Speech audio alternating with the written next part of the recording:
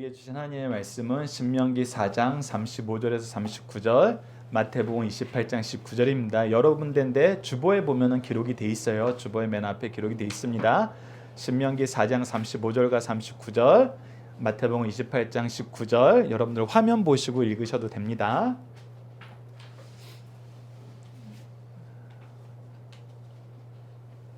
자, 준비되셨나요? 함께 합독하도록 하겠습니다. 오늘 말씀은 함께 읽겠습니다. 시작. 이것을 내게 나타내심은 여호와는 하나님이시오 그 외에는 다른 신이 없음을 내게 알게 하려 하심이라. 그런즉 너는 오늘 위로 하늘에나 아래로 땅에 오직 여호와는 하나님이시오 다른 신이 없는 줄을 알아 명심하고. 마태복음 28장 19절 읽겠습니다. 그러므로 너희는 가서 모든 민족을 제자로 삼아 아버지와 아들과 성령의 이름으로 세례를 베풀고. 아멘. 오늘 본문 말씀은 성경이 우리에게 가르쳐주는 것 두 번째로 단 한 분 살아계신 삼위일체 하나님이란 것입니다.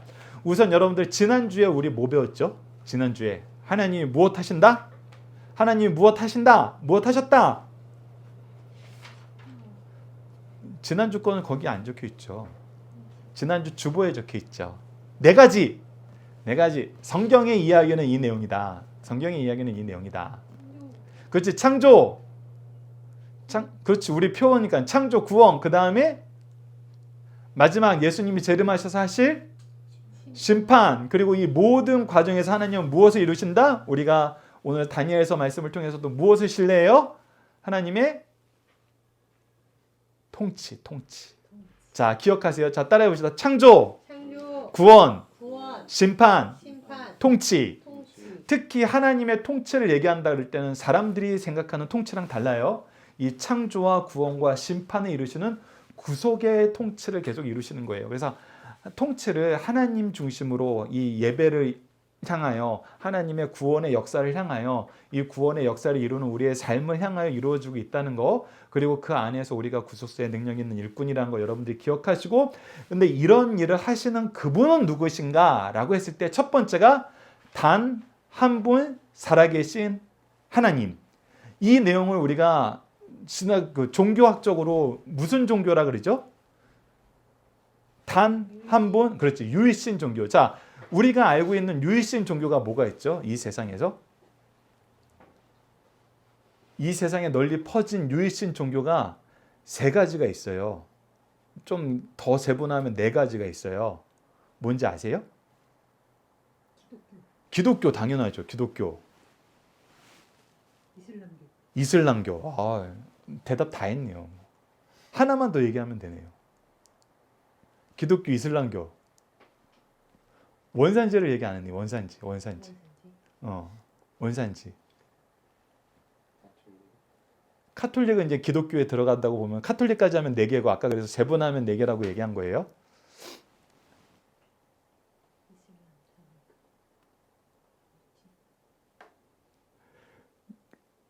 자, 성경을 누가 처음 적었어요? 누구를 통해서 하나님이 성경 말씀을 주셨죠? 그렇죠. 모세오경. 그 모세오경을 그 적은 그 민족을 우리가 뭐라고 부르죠? 이스라엘 민족. 요즘에 우리가 무슨 유대교. 그렇죠. 그래서 사실은 내가 그 본진이라고 얘기한 게 이제 모세오경에서 시작한 거니까. 그래서 유대교를 통해서 이제 예수 그리스도를 믿는 기독교로 확장이 된 것이고, 이제 모세오경에서 이제 아브라함의 자손으로 예수님이 아니라 다른 계파로 간 게 이제 이슬람교고 해가지고, 그러니까 결국은 유일신 사상이 있는 종교는 하나님에 대한 종교가 유일해요. 물론 우리가 알아요. 유대교가 생각하는 하나님하고 우리가 생각하는 하나님하고 좀 달라요. 특히 뭐에서 달라요? 유대교가 생각하는 하나님하고 우리가 믿는 하나님하고, 그렇죠, 삼위일체가 달라요. 삼위일체를 안 믿어요. 특히 여러분들 요한복음을 보면은 예수님을 죽이려고 그렇게 노력을 하는 사람들이 예수님이 이 말을 하니까 이 말 때문에 우리가 이제 너 이제 죽일 수밖에 없어 하는 얘기가 뭔지 아세요? 아버지께서 일하시니 나도 일한다 그러면서 하나님을 아버지라고 부른 거야. 근데 그 당시 우리가 너무나 이 문화적으로 잘 알고 있는 거, 예수님이 이 땅에 오셨을 때 어느 나라가 이 세상을 통치하고 있었죠? 로마. 그래서 로마하고 그리스 로마 하면 우리가 딱 생각나는 거, 그리스 로마 하면 아이들이 가장 먼저 접하게 되는 그 두 단어로 연결된 그런 문화, 환경, 그거 뭐죠? 그리스 로마 신화. 근데 거기 그 신화에서는 어때요? 이제 신의 아들들이 있는데 그 아들이 이제 데미갓이라고 해가지고 우리 이제 뭐 영화에서도 많이 나오는데 그게 뭐예요? 신과 인간의 여자가 결혼해가지고 반신 반인이 난 거예요. 그래서 이 사상, 이 철학, 이 신화가 있을 때가 예수님이 이 땅에 오셨을 때 로마 때니까. 그래서 사람들이 하나님이 일하시니 나도 일한다라고 예수님이 딱 얘기하니까 뭘로 반응했다고 많은 학자들이 생각을 하냐면 이 그리스 로마 신화에 나오는 이 잡신으로 지금 하나님을 믿고 자기를 표현한 거 아니냐. 그래서 이건 신성모독이다 해가지고 돌로 쳐 죽이려고 그랬어요. 근데 그때 예수님은 어떻게 대답했는지 알아요? 구약 성경 시편에 하나님께서 그의 아들들을 이런 표현이 있어요. 천사도 아들이라고 표현할 때가 있고 인간도 아들이라고 표현할 때가 있어요. 그래서 하나님께서 그의 권세로 가지고 있는 사람들에 대해서 이 표현을 했는데 성경에 나와 있는 표현으로 너희들이 이해를 해야지 이 세상 문화적인 사상으로 이 말을 받아들이면 어떻게 하냐. 그렇게 예수님이 이제 징계하신 내용도 있어요. 그래서 사실 유대교에서는 아직도 이 예수 그리스도를 믿지 않고 예수 그리스도를 믿지 않는다는 이 안에 무슨 신앙이 없다? 삼위일체 신앙이 없다. 근데 창세기서부터 하나님의 영에 대한 얘기가 나오고 생명의 얘기가 나오고 그의 사자 얘기가 나오고 하면은 우리가 삼위일체를 자연스럽게 받아들일 수밖에 없고 요즘에는 많은 유대인들도 이 삼위일체 신앙을 믿는데 예수님을 메시아로 받아들이냐 그 부분에 대해서는 또 많은 여러 논쟁이 있는 것으로 알고 있어요. 근데 어쨌거나 중요한 거는 유일신에 대한 사상은 그런 개념은 이 세상을 그냥 보고 사람이 만들어낸 종교에서는 가질 수 없는 사상이란 거예요. 우선 모세 오경부터 시작해서 하나님이 자기의 계시에 대한 말씀, 자기에 대한 말씀을 가르쳐주면서 오직 한 분 유일하신 하나님이란 것을 우리가 알게 되었어요. 근데 하나님을 모르는 사람들은 이 신을 한 명으로 두기가 어려워요. 왜 어려워요? 사람들이 신을 만들어내는 과정. 찬주야, 사람들이 이 세상 모든 종교는 사람들이 만들어냈어. 그건 사실이야. 근데 종교에서 신을 만들어내는 과정 어디서 시작했을 것 같아? 가장 오래된 신 중에 하나가 뭘까? 그렇지, 태양. 그 태양을 신으로 모시는 이유가 뭐야?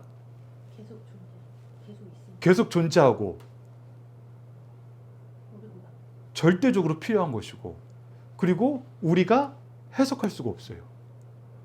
저게 어떻게 계속 저렇게 떠 있지? 어떻게 해를 받아야지 모든 생물들이 살지? 그런 면에서 해가 신으로 모셔졌으니까 또 모두 신으로 모셔졌어. 달도 모셔졌고 대표적으로 강, 바다, 그 자연 만물, 이 자연 만물을 신으로 모시는 걸 종교적으로 뭐라고 얘기하는지 알아요? 토속신앙. 정확해요. 샤머니즘 영어로. 그래서 토속신앙이에요. 그래서 사람들이 나에게 절대적으로 필요한데 내가 어찌할 수 없고 해석할 수 없는 것들은 다 신으로 모셨어. 그래서 종교는 샤머니즘에서 시작했기 때문에 이것도 내가 해석 안 되고 이것도 절대적으로 필요하네? 이 옆에 것도 필요하고 절대적으로 필요하네? 해석 안 되고? 그럼 다 신으로 받아들이는 거야. 그러니까 이게 인간이 만들어낸 종교로서는 유일신이라는 사상이 들어올 틈이 없어요. 사실. 근데 기독교는 왜 유일신을 믿는 거예요? 하나님이 그렇게 가르쳐 주셔서. 그러니까 하나님이 가르쳐 주지 않았으면 유일신 사상이 있을 수가 없어요. 되게 특이한 거야. 종교사적으로 봐도 되게 특이해요. 그래서 우리가 오늘 신명기 4장 35절과 39절이 중요한 겁니다. 다시 한번 제가 읽어드릴게요. 이것을 내게 나타내면 여호와는 하나님이시오. 그 외에는 다른 신이 없음을 내게 알게 하려 함이니라. 그래서 하나님께서 우리에게 성경 말씀을 가르쳐 주시고 하나님이 어떻게 일하시는지 보여주시는 것은 이런 걸 모든 것을 나타내시면 하나님이 스스로 자기가 자기를 계시하고 있다는 거예요. 우리가 찾아낸 게 아니야. 우리가 찾을 수가 없어. 죄악에 빠진 우리는 우리 지혜가 그러지 않아. 우리 지혜의 수준은 이제 완전히 이제 바닥으로 내려 꽂아가지고 하나님이 주신 지혜도 영성도 뭐 아무것도 없어졌어요. 거룩함도 의도 없어져가지고 이거 우리가 해석하지 못해. 우리가 해석할 수 있는 건 딱 하나야. 우리한테 다스리는 그 자연을 내가 신으로 받아들이는 거. 그래서 코끼리도 신으로 받아들이고, 우리 동양에서는 산 실려가면 대부분 산에 이제 가장 거대한 짐승, 뭐 백호라든지 뭐 이런 것도 산신령으로 표현을 하더라고. 그러니까 인간으로서는 그 수준밖에 안 되는데 하나님이 자기를 계시하시고 나 외엔 다른 신이 없다라고 가르쳐 준 거예요. 그래서 뭐 하라 그래요? 그런즉 너는 오늘 위로 하늘에나 아래로 땅에 오직 여호와는 하나님이시오 다른 신이 없는 줄 알라. 이 얘기를 하신 거예요. 근데 이거를 얘기를 했으면 무조건 믿어야 돼? 아니야, 야, 모세는 직접 받았고 모세가 직접 받은 이스라엘 민족들은 그걸 아는데 사실 우리 신화에서도 뭐 박혁교사 탄생 신화를 보면은 아래에서 태어났다고 얘기가 나오는데 뭐 그 당시 사람들이 봤다고 믿지만 우리는 그거 어떻게 믿어? 그 증거가 있어? 촬영해 놓은 거 있어? 없어. 그러니까 이것도 이스라엘 신화 아니냐는 거예요. 이스라엘 신화. 천주야, 이렇게 물어보면 뭐라고 대답할래? 야, 너는 아직도 교회 다니냐? 그 이스라엘 신화를 믿는 거잖아. 우리나라 신화도 안 믿는 놈이 무슨 이스라엘 신화를 믿고 난리야. 왜 그걸 다 믿어? 그럴 때 뭐라고 대답할래요? 그럴 때 예. 그렇죠. 하나님의 계획의 성취를 통해서 믿습니다. 그러면 이제 꼬치꼬치 따지는 사람들은 다음 질문이 뭘까? 하나님의 계획은 뭐고 뭐가 이루어졌는데? 왜냐하면 하나님이 계신다면은 절대 선이신 거룩하신 하나님이 계신다면은 이 세상에 나쁜 사람들 다 심판해야 되는 거 아니야? 이 세상에 악이 심판 안 받고 더 잘 되는 거 보니까 하나님 없어. 사실 이게 2차 세계대전 때 나왔던 사상이에요. 전쟁의 참혹함이 너무 심한 거야. 인간이 이렇게까지 잔인해질 수 있는가? 이렇게까지 무자비해질 수 있는가? 오, 이거는 선을 넘은 거야. 그런데 하나님이 심판 안 해. 하나님이 개입을 안 해. 하나님 어디 있어요? 하나님 왜 이 부분에 대해서 개입 안 하세요? 특히 유대민족이 다녔던 킬링필드, 우리나라가 다녔던 그 753 부대인가? 그 인체 실험들, 인체를 가지고 장난치는 그 참혹함들, 걔네들 한 명도 제대로 심판받은 사람 없어요. 일본은 아직도 그거 아니라 그래. 그 역사적인 근원이 다 있는데도 이런 애들도 심판 안 하는데 하나님 어떻게 믿냐? 천주에게 딱 누가 그렇게 물어봤어요. 우리 여보에게 누군가 딱 그걸 물어봤어. 뭐라고 대답하시겠습니까? 뭐라고 대답하시겠습니까? 하나님의 통치를 믿으면은 하나님이 선악간에 심판하신다는 건 분명하니까 믿죠. 우리는 믿죠. 근데 세상 사람들은 그걸 어떻게 얘기해 줄까요? 하나님의 시간 개념은 인간의 시간 개념과 다르구나. 그러니까 사람들이 짜증내는 거예요. 지네들 논리에 빠져서 지네들 믿기 편한 대로만 믿는다고. 우리가 변하지 않는 사실 정확하게 한 가지 얘기해 주는 거는 우리가 지난 신학하고 연결을 하면은 창조, 구원, 그 다음 뭐가 있어요? 심판이 있어요. 그래서 마지막 때 심판받아. 마지막 때 심판받아. 그리고 그 심판의 결과로 내세가 결정돼. 이렇게 얘기하면은 이거 약간 또 사람들이 볼 땐 잡탕 같다는 거야. 왜? 뭐가 결정된다 그랬어요? 내세가 결정돼. 되게 희한한 게 뭐냐면 유일신 사상을 가르쳐 주는 거는 이 오직 한 분뿐인 여호와 하나님을 믿는 우리 그 믿는 믿음의 내용 자체는 다르지만 우선 나는 여호와 하나님을 믿어야 하는 그 종교 네 종교밖에 없어요. 제가 알기로는 그래요. 그리고 나머지는 다 다신교예요. 근데 희한하게도 내세에 대한 해석은 거의 다 가지고 있어. 모든 종교가. 그래서 종교는 무조건 무엇이 있다? 무엇이 있을 때 종교라 그런다라고 했을 때 종교학자들은 딱 한 가지를 얘기해요. 무엇인지 아냐면 구원론이 있을 때. 구원론이 있으면 그거 종교라고 본다. 근데 많은 종교가 구원론을 어디에다 두냐면 내세에다 둬요. 불교는 뭐예요? 윤회. 내가 착하게 살고 덕을 쌓으면은 인간으로 이제 다시 태어나고 그리고 내가 여기서 그 윤회의 굴레를 끊을 만큼 많은 덕을 쌓게 되면 이제 신이 되는 거죠. 부처가 되는 거거든요. 그 인도의 많은 종교들도 다 이런 구원론이 있어요. 엄청나게 많아요. 그래서 구원론이 있으면 다 종교라 그래요. 그래서 이 부분에 대해서는 또 일반 종교랑 비슷한 것 같아. 근데 그거는 인류학자들이 딱 보고 이제 아까처럼 해석을 한 거예요. 많은 종교들이 지배계층이 특히 인도의 예를 많이 들어요. 인도의 지배계층이 너무나 폭력적이었고 자기 이기주의였어. 근데 그 폭력적이고 이기적인 것을 합리화하는 방법이 뭐야? 너희들이 전생에서 아주 거지같이 살아서 이렇게 되는 거야. 너희들이 전생에 죄를 많이 지어서 이게 불가촉 천민으로 태어난 거야. 그러니까 너희들이 지금 당하는 고난은 뭐의 결과야? 전생의 결과야. 그러니까 이거에 대해서는 너희들이 벌을 열심히 받아야지 이 업보가 사라지지. 이거에 대해서 반항하고 저항하고 그러면은 너 다시 이렇게 태어나. 그 지배계층의 논리가 되는 거죠. 그래서 내세에 대한 철학을 지배계층의 문민화 철학으로 많이 받아들여요.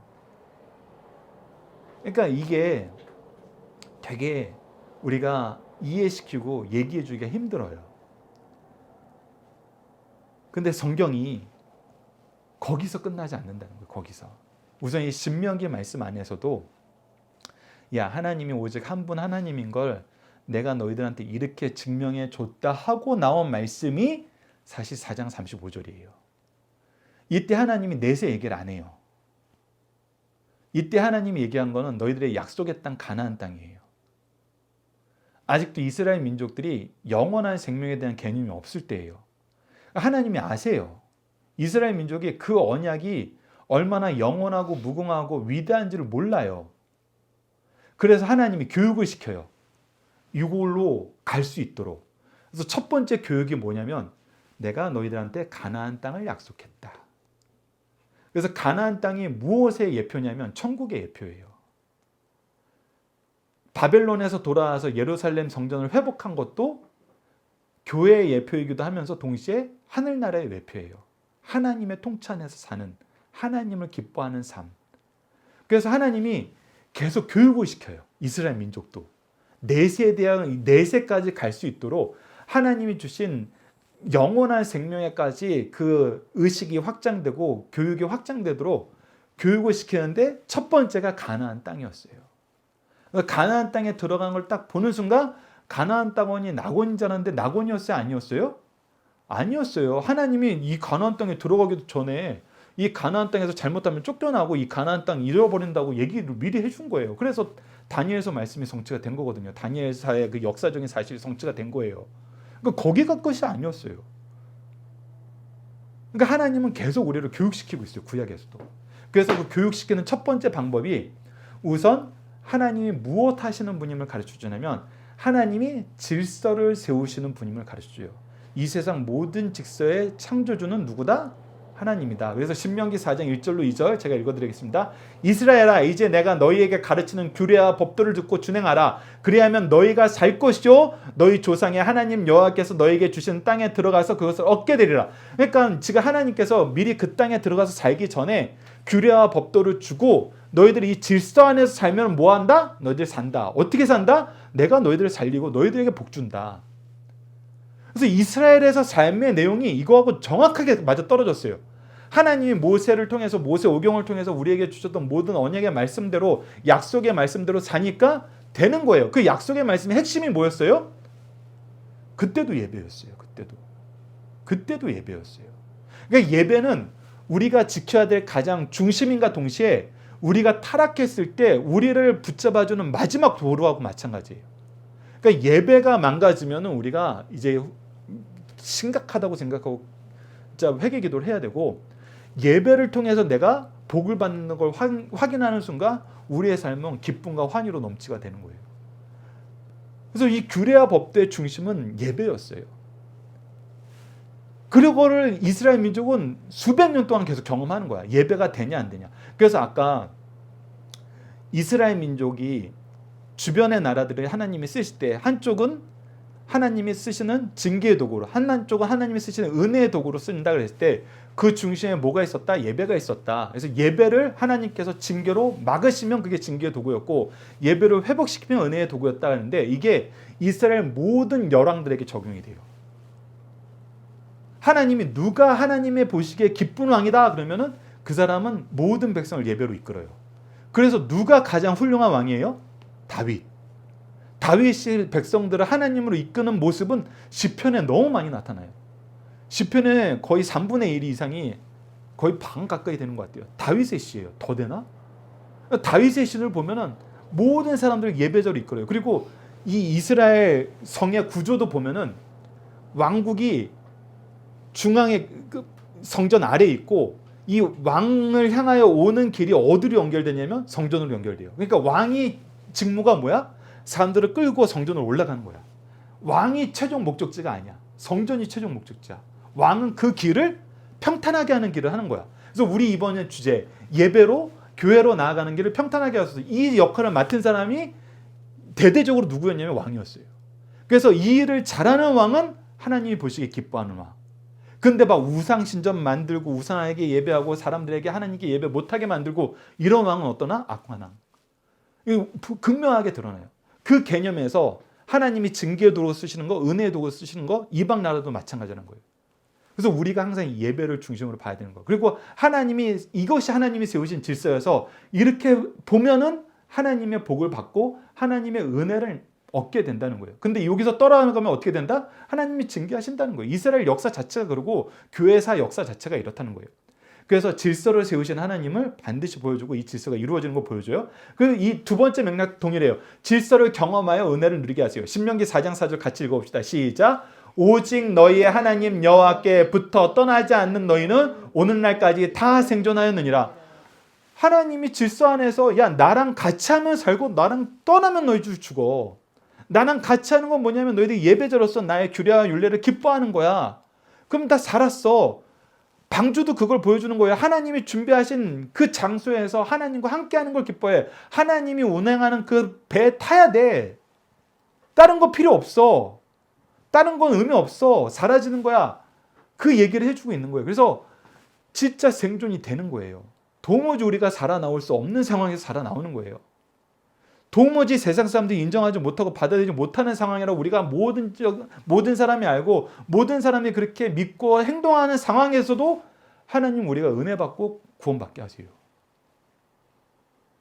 그래서 이것을 경험하게 하는 거예요. 이걸 경험하게 하니까 와 하나님이 세우신 질서도 맞고 이게 하나님이 이 질서를 유지하기 위해서 얼마나 놀랍게 역사하신 내가 알게 되는 거예요. 이걸 경험했으니까 내가 하나님 맞네요. 하나님 말씀 맞네요. 하나님이 우리에게 해주신 일 맞네요. 그리고 그것만 그냥 경험하면 또 부족해요. 뭘 하게 하세요? 이런 하나님께 기도함으로 승리하게 하세요. 이런 하나님을 의지하고 하나님이 정해준 길이 있어요. 근데 우리가 그 정해준 길만 다니는 게 아니라 우리가 살다 보면은 이건 하나님이 미리 얘기 안 해주신 일인데 나한테 이런 일이 생기는 경우가 있어. 그러니까 하나님께서 아브라함과 이삭과 이 야곱으로 이어지는 계보를 줬는데 이삭에게 아이를 줬는데 쌍둥이를 줬어요. 근데 쌍둥이를 줬는데 쌍둥이 주는 거 하나님이 자녀를 주신다는 건 내가 분명히 믿고 있었어.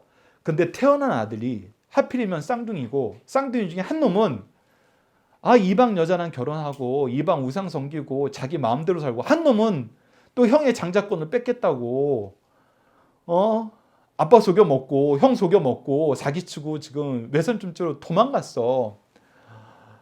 이거 하나님이 가르쳐준 거 아니잖아. 이건 하나님이 우리에게 알려준 거 아니잖아. 이거 어떻게 해야 돼? 이거 어떻게 해야 돼? 이거 어떻게 해야 돼? 이런 거는 우리가 기도할 때 하나님께서 길을 열어주신다는 거예요. 야곱도 내가 이렇게 아버지 축복받고 싶었는데 이렇게 쫓겨날 줄 몰랐지. 쫓겨나서 외선촌 내에서 이렇게 내가 고생할 줄 몰랐지. 근데 어떻게 했어요? 기도했어요. 약복 강가에서 하나님 매달리고 기도했어요. 기도했더니 어떻게 해요? 하나님이 승리를 선언해 주시고 결과를 책임져 주셨어요. 그러니까 내가 하나님의 그 역사에 산 증인이 돼가는 거야. 그러니까 하나님 말씀을 안 믿을 수가 없게 만드는 거야. 이게 나만 안 믿을 수가 없게 만든 게 아니라 내 가족들도 하나님을 믿게 되는 거야. 내 가족들도 하나님을 신뢰하게 되는 거야. 이 창세기 말씀을 보면 되게 재밌는 게 뭐냐면 야곱의 아내 중에 사랑하는 아내가 요셉과 베냐민을 낳았는데 아버지 집에서 도망 나올 때 다른 부인들은 다 가만히 있는데 그 가장 사랑하는 아내가 뭘 가져왔는지 알아? 아버지 집에 있는 우상의 흉상을 가지고 왔어요. 몰래 감춰서. 그래서 외삼촌이 그것 때문에 분노해서 잡으러 온 거야. 네가 왜 우리 집에 있는 우리의 신의 흉상을, 그 사람들 다 하나님 믿는 가문이었거든. 원래 이삭이 결혼하러 갔을 때 그 가문이 하나님 믿는데 되게 열심인 가문이었어. 근데 그 아들 세대에 갔더니 엉망인 거야. 그리고 야곱을 통해서 하나님의 축복을 받는 걸 알면서도 무엇을 의지한 거야? 우상을 의지한 거야. 근데 그 우상을 의지하는 걸 누구까지도 했어? 요셉과 베냐민 가장 사랑하는 아내까지도 그 우상을 소중히 여기고 감춰가지고 훔쳐가지고 온 거야. 내가 하나님을 믿더라도 이 우상의 덕은 계속 봐야 되겠다는 거지. 그런 삶을 살았어요. 그런 삶을. 그런데 어떻게 변화시켜요? 그런 사람들이 야곱을 통해서 하나님을 신뢰하는 삶으로 변화가 되는 거예요. 의지하는 삶으로 변화가 되는 거예요. 그러니까 하나님은 계속 우리를 통해서 이거 보여주세요. 그래서 4장 7절 봅시다. 우리가 하나님 여호와께서 우리가 그에게 기도할 때마다 우리에게 가까이 하신 것 같이 그 신이 가까이 함을 얻은 큰 나라가 어디 있느냐. 그러니까 도대체 기도하면 이렇게 척척척척 들어주시는 그런 신이 어디 있겠냐는 거예요. 그래서 사실 우리가 이것을 세상 사람들한테 보여줘야 돼요. 그러면 너무나 당연해요. 우리 뭐 해야 돼요? 기도해야 돼요. 정말 기도해야 돼요.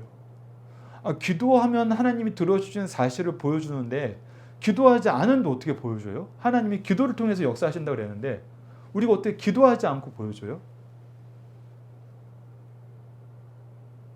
우리 기도해야 돼요. 그리고 특별한 대상, 우리가 하나님이 우리 마음에 품게 한 영혼이 있으면 그 영혼을 위해서 기도해야 돼요. 그 때로는 우리가 그들을 위해서 기도하고 있다고 알려줘야 돼요. 그리고 더 열심히 기도해야 돼요. 그랬을 때 기도의 응답이 왔을 때 그때 사람들도 인정하게 돼요. 그때 찬주가 나를 위해서 기도해 준다 그랬는데 내 박성진 사모가 박진성 목사가 기도해 준다 그랬는데 그 기도의 응답을 하나님께서 역사하시는구나. 그리고 마지막 네 번째는 뭡니까? 이 모든 것을 통해서 하나님이 한 분이신 참 신이심을 가르쳐줍니다. 신명기 4장 35절 다시 읽겠습니다. 시작. 이것을 내게 나타내심은 여호와는 하나님이시오 그 외에 다른 신이 없음을 내게 알려 하십니다. 즉 하나님처럼 질서를 정확하게 얘기하고 그리고 질서를 경험을 통해서 은혜를 누리게 하시고 이 질서 안에서 하나님을 신뢰하는 기도를 하면은 승리하게 하신다는 경험하고 그래서 하나님 외에는 다른 신들이 이렇게 역사함을 보여준 적이 없다는 것을 하나님이 스스로 증명을 해주세요. 그러니까 하나님의 신적 증명이 있는 거예요. 우리가 증명하는 게 아니에요. 그러니까 아까 제 질문이 얼마나 함정이 있고 이상한 질문이고 어리석은 질문인지 알겠죠? 너는 어떻게 하나님 살아계심을 증명할래? 내가 무슨 증명을 해요? 저 못해요. 근데 하나님이 알아서 증명하세요. 그래서 하나님의 증명을 볼 수 있는 영적 기준만 우리가 세워주면 돼요. 그 기준은 어디에 있어요? 성경에 있어요. 그래서 우리가 성경 말씀으로 가르치고 기도하는 삶을 사는 게 너무나 중요한 거예요. 이걸 안 하면 이걸 깨닫지 못해. 이거를 깊이 있게 경험하지 못해. 해석하지 못해. 왜? 그냥 눈뜬 장님인 거예요. 눈뜬 장님인 거예요. 우리가 어려운 서적을 보면은 우리 지금 순전한 기독교도 처음에 어렵게 느꼈는데 이것을 이해할 만한 지식과 소양이 안 갖춰지면 한글인데도 한글로 안 읽히잖아요. 무슨 말인지 모를 때가 있잖아요. 그런 것처럼 우리가 말씀과 기도로 살지 않으면은 하나님이 내 앞에서 너무나 많은 일을 하여 주시고 많은 증거를 보여주시고 많은 역사로 함께 하여 주시는데도 못 봐요. 눈뜬 장님이 되는 거예요. 그래서 여러분 이 네 가지 우리 다시 한번 화면을 보고 읽어봅시다.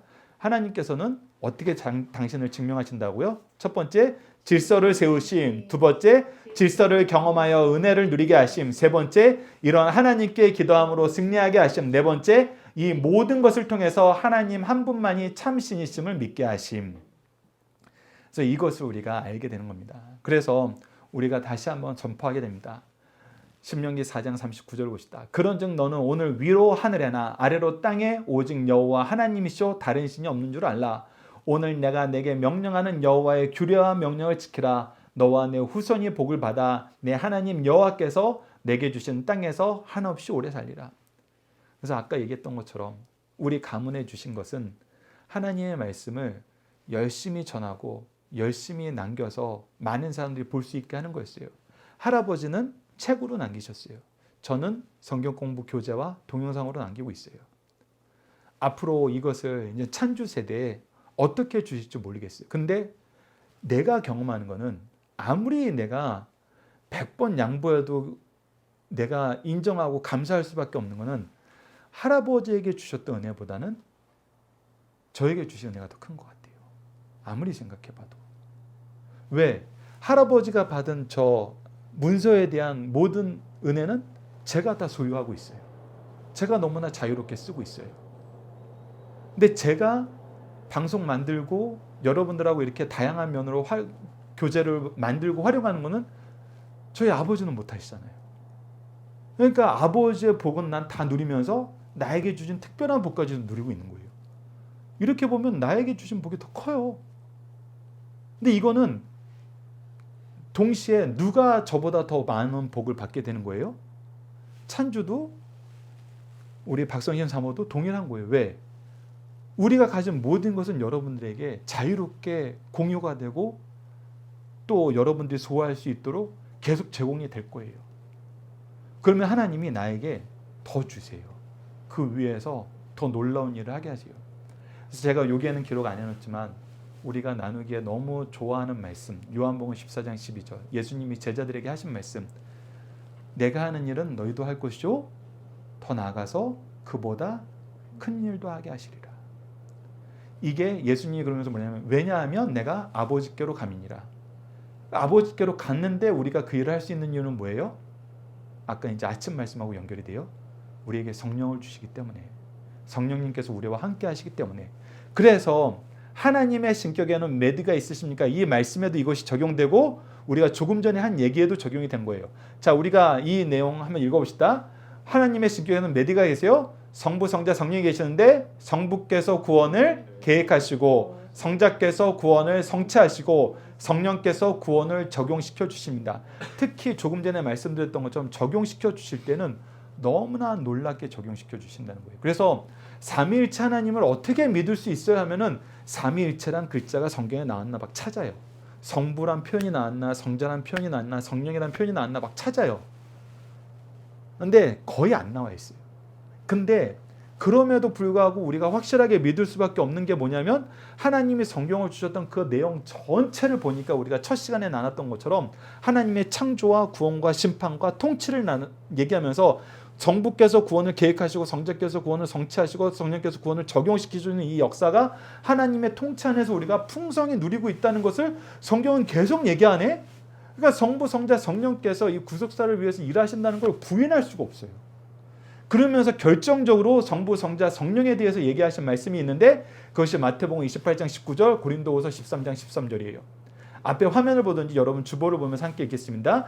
마태복음 28장 19절부터 읽읍시다. 시작. 그러므로 너희는 가서 모든 민족을 제자로 삼아 아버지와 아들과 성령의 이름으로 세례를 베풀고. 그러니까 예수님이 얘기하시는 거예요. 너희들이 이제 딱 끝까지 복음을 전해야 되는데, 가서 모든 민족을 제자로 삼아 뭐 해야 된다? 아버지와 아들과 성령, 성부, 성자, 성령의 이름으로 세례를 베풀어라. 그것이 너희들이 그들에게 받아야 될, 그들에게 가르쳐야 될 믿음의 고백이라는 거예요. 구속사를 가르치는 거예요. 구속사를 가르치고 교회 공동체로 들어오게 하고 그 안에서 이 구원의 역사에 참여하게 하라는 거예요. 그리고 축도의 원형이 되는 말씀이 고린도후서 13장 13절입니다. 제가 축도할 때 항상 이 말씀을 차용하고 대부분의 목사님이 이 말씀을 기초로 하는 거예요. 고린도후서 13장 13절 읽어봅시다. 시작. 주 예수 그리스도의 은혜와 하나님의 사랑과 성령의 교통하심이. 그래서 제가 축도를 할 때 주 예수 그리스도의 은혜와 아버지 하나님의 놀라우신 사랑과 성령의 감화, 감동, 인도, 교통하심이 지금 현재 무엇을 믿고 있는 우리들에게, 우리 믿음의 식구들에게 영원토록 함께하길 축원하노라 하면서 축도를 하는 거예요. 그래서 성부, 성자, 성령의 은혜의 역사 안에서 우리가 지금 이 삶을 누리고 있다. 앞으로 너희들이 일주일 동안 나가서 사는 삶도 바로 성부, 성자, 성령 하나님의 구속의 역사와 그 은혜의 역사 속에서 그분의 일하심 안에서 그분의 동행하심 안에서 그분들이 결과를 책임져 주심 안에서 우리가 하나님의 은혜로 승리하게 된다. 이걸로 우리가 축도하고 보내는 거거든요. 그래서 우리의 신앙 고백에 성부, 성자, 성령이 빠질 수가 없어요. 그러면서 여러분들이 한 가지 더 봐야 되는 것이 바로 로마서 11장 36절입니다. 이것은 창조, 구원, 통치, 알파와 오메가에 대한 얘기예요. 자, 로마서 11장 36절 읽겠습니다. 시작. 이는 만물이 주에게서 나오고 주로 말미암고 주에게로 돌아감이라. 그에게 영광이 세세히 있을지어다. 오직 한 분 하나님이 모든 것을 창조했어요. 그래서 주에게로 나와요. 그리고 우리의 삶의 모든 근원은 하나님이세요. 그래서 주로 말미암아요. 그리고 누구에게 가는 거예요? 하나님 정하신 종말의 때에 하나님께로 가는 거예요. 그래서 시작과 과정과 결과는 모두 하나님의 역사예요. 무엇의 시작과 과정과 종말? 인류 역사에, 모든 생명에. 성경은 이것을 계속 가르쳐주고 이 믿음 안에서 우리의 믿음의 선조들이 얼마나 놀라운 승리를 맛봤는지 2000년 교회사가 그걸 보여주고 있어요. 사실 우리 개개인의 삶에서도 하나님이 이걸 계속 보여줘요. 그랬을 때 우리가 이거 하나님의 은혜, 하나님께 감사할 줄 알아야 돼요. 하나님께 감사하고 그 뜻의 부르심을 받은 대로 충성하는 사람을 하나님은 더 사용하세요. 더 기뻐하세요. 더 즐거워하세요. 그런 사람들에게 하나님께서 더 많은 일을 맡기시는 거예요. 자, 이 부분은 작은 간증으로 예전에 저는 지금도 얘기하지만 나에게 딸이 있었으면 난 뭐든지 다 갖는 사람인데 딸이 없는 게 참 아쉽다 그랬는데 엄마가 어느 날은 그렇게 얘기한 적이 있어요.